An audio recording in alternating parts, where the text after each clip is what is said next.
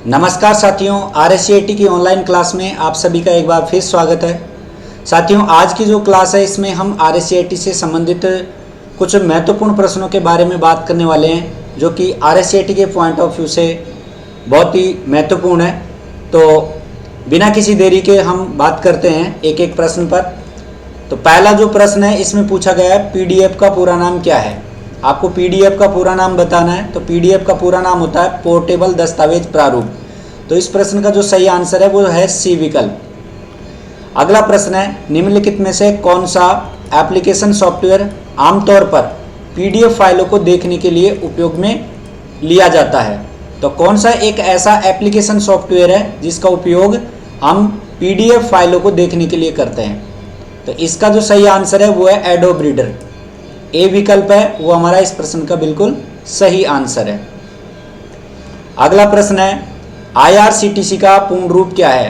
IRCTC Indian railway की website है और इसका जो पूरा नाम है वो पूछा गया है। तो इसका पूरा नाम क्या होता है, Indian railway catering and tourism corporation.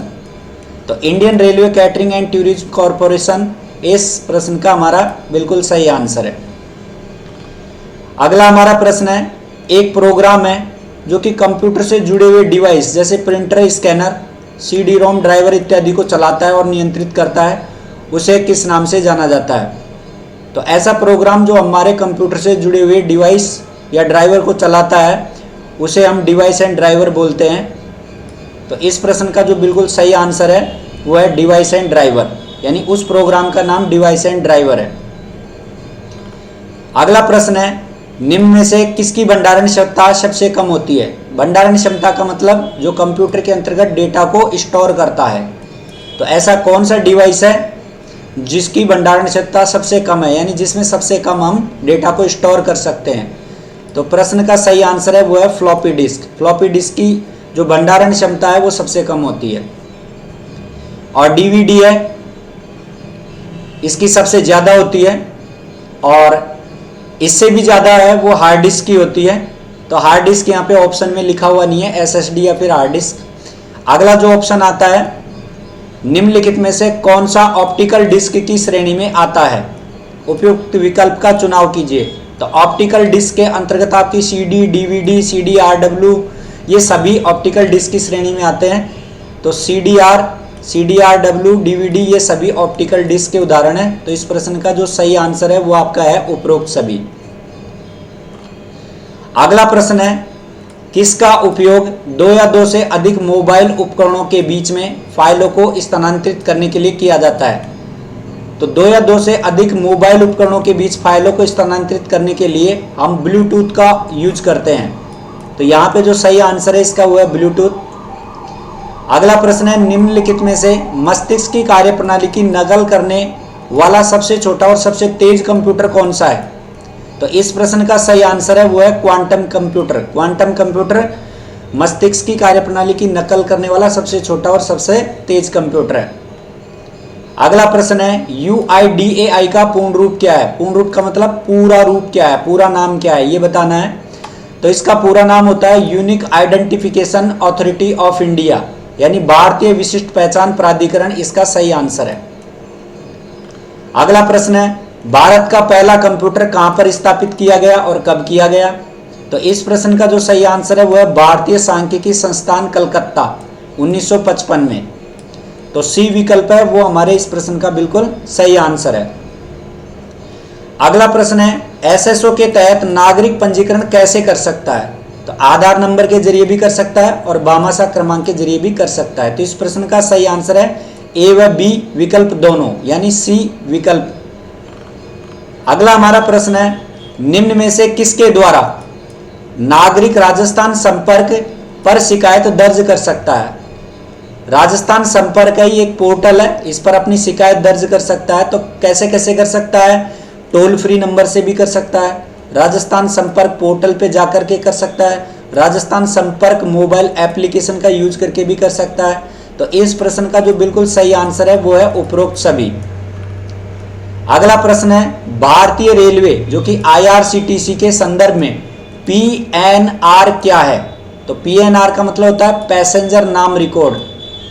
तो इसका जो सही आंसर है वो है यात्री का नाम रिकॉर्ड या पैसेंजर नाम रिकॉर्ड, ए विकल्प। अगला प्रश्न है, राजस्थान सरकार के द्वारा लॉन्च किया गया क्लाउड बेस्ड स्टोरेज समाधान कौन सा है? तो प्रश्न का सही आंसर है राज ई वॉल्ट, ए विकल्प। नेक्स्ट प्रश्न है, एसएमटीपी का पूर्ण रूप क्या है? तो एसएमटीपी का पूरा नाम पूछा गया है, इसका पूरा नाम है simple mail transfer protocol, simple mail transfer protocol. तो ए विकल्प हमारे इस प्रश्न का बिल्कुल सही आंसर है। अगला प्रश्न है, सीडी और डीवीडी पर डाटा जैसे संगीत, फोटो, दस्तावेज आदि लिखने की प्रक्रिया या सीडी में ये डालने की प्रक्रिया आमतौर पर क्या कहलाती है? तो इस प्रश्न का जो सही आंसर है वो है बर्निंग, बी विकल्प। अगला प्रश्न है, खालिस्तान एप्लीकेशन सॉफ्टवेयर का उदाहरण नहीं है, यानी कौन एप्लीकेशन सॉफ्टवेयर का उदाहरण नहीं है? तो वीएलसी मीडिया प्लेयर है, ये एप्लीकेशन सॉफ्टवेयर है, एमएस वर्ड भी एप्लीकेशन सॉफ्टवेयर है और गूगल क्रोम भी एप्लीकेशन सॉफ्टवेयर है। प्रश्न पूछा है कौन सा नहीं है? तो फ्लैश मेमोरी है, ये आपका एप्लीकेशन सॉफ्टवेयर का उदाहरण नहीं है। फ्लैश मेमोरी क्या है? एक हार्डवेयर डिवाइस है। अगला प्रश्न है, इंडियन आईटी एक्ट 2000 में कानूनों को किस क्षेत्र के लिए तैयार किया जाता है? तो इंडियन आईटी एक्ट 2000 में कानूनों को हम इंफॉर्मेशन टेक्नोलॉजी के लिए तैयार करते हैं। तो यहां पे इसका जो सही आंसर है वो सी विकल्प है।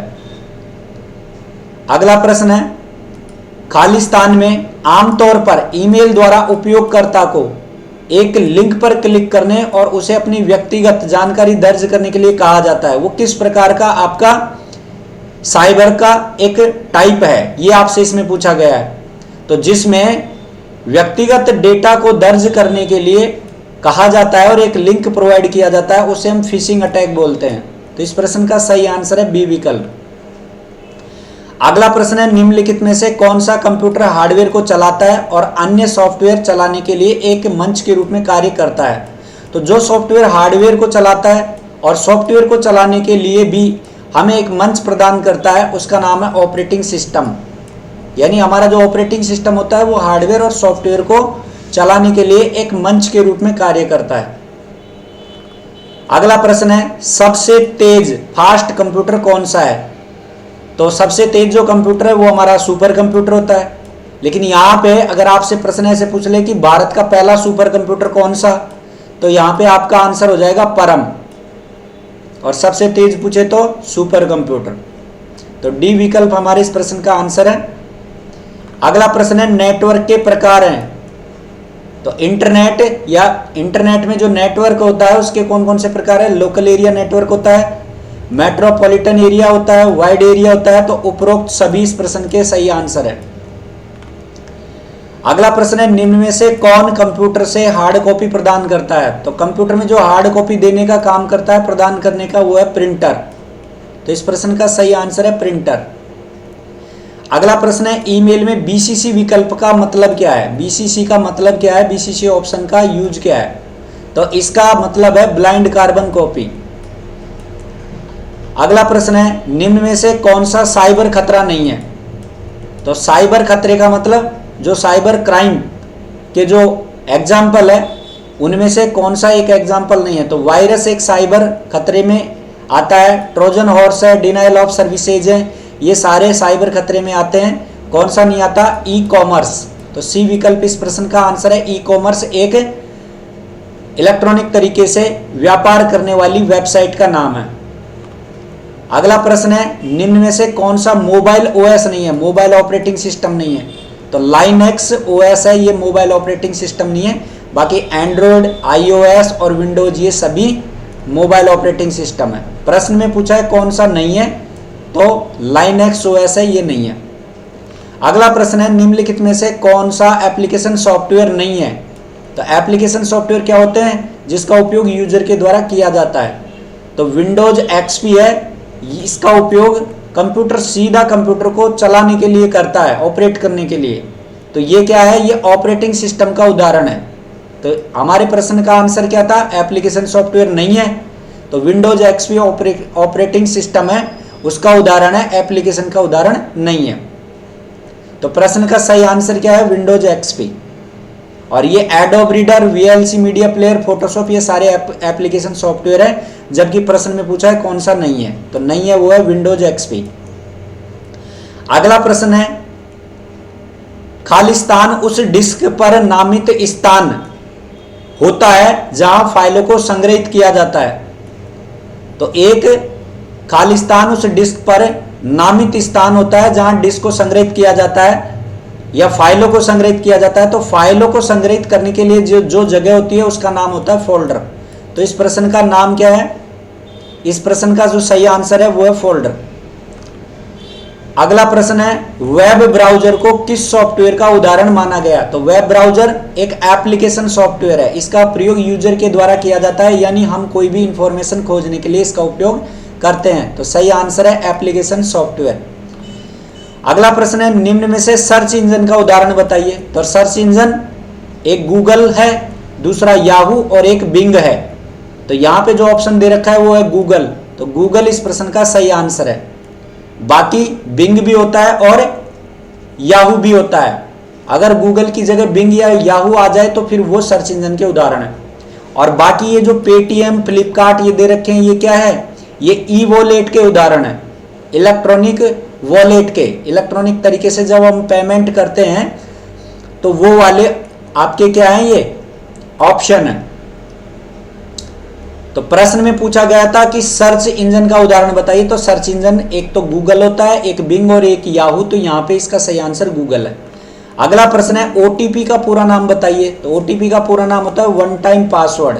तो बी विकल्प इस प्रश्न का सही आंसर है। इनमें से कौन सा एक ई कॉमर्स वेबसाइट का उदाहरण है? ई कॉमर्स का मतलब जो इलेक्ट्रॉनिक तरीके से व्यापार करने के काम आती है। तो उसका नाम है फ्लिपकार्ट। तो फ्लिपकार्ट हो गया, अमेजोन हो गया, मीशो हो गया, ये सारी की सारी क्या है? ई कॉमर्स वेबसाइट है।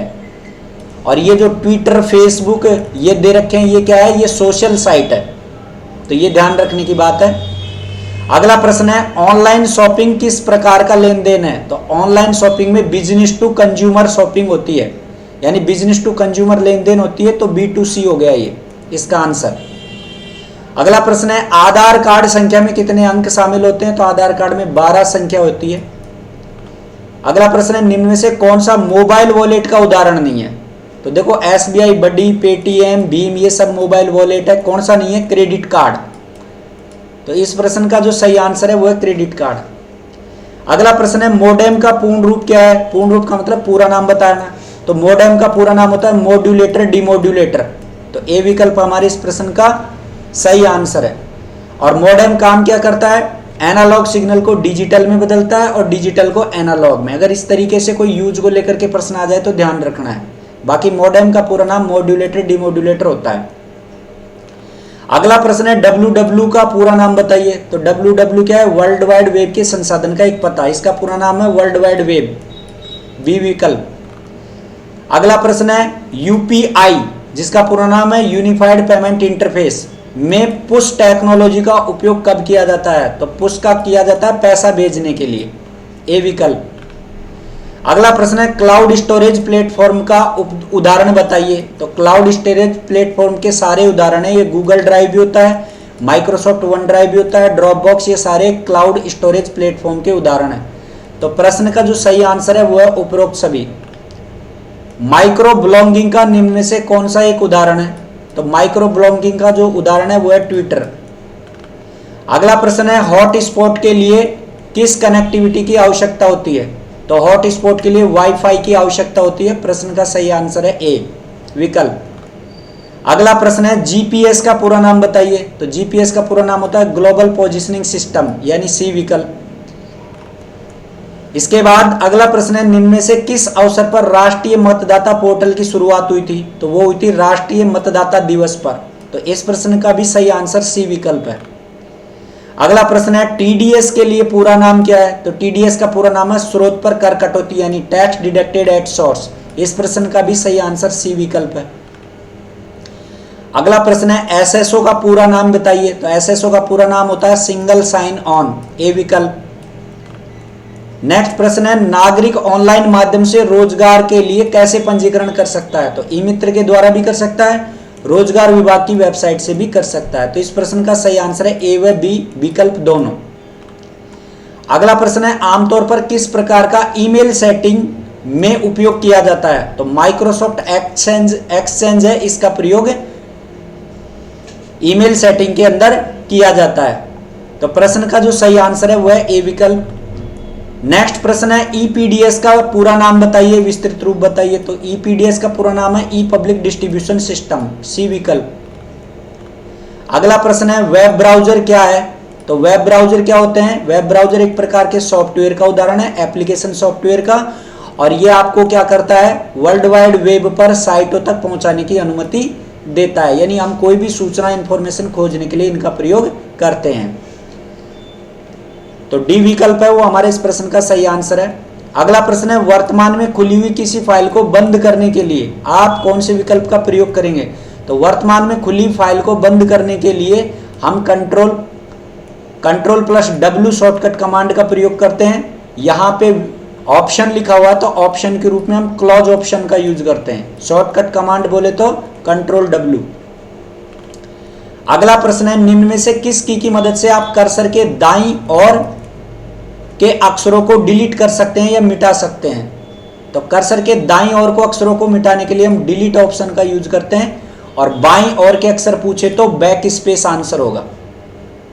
तो इसका जो सही आंसर है दाईं ओर के लिए वो है डिलीट, बाईं ओर पूछे तो बैक स्पेस का ध्यान रखना है, बैक स्पेस आंसर होगा। फिर अगला प्रश्न है निम्न में से कौन सा मोबाइल ऑपरेटिंग सिस्टम नहीं है। ओएस का मतलब ऑपरेटिंग सिस्टम।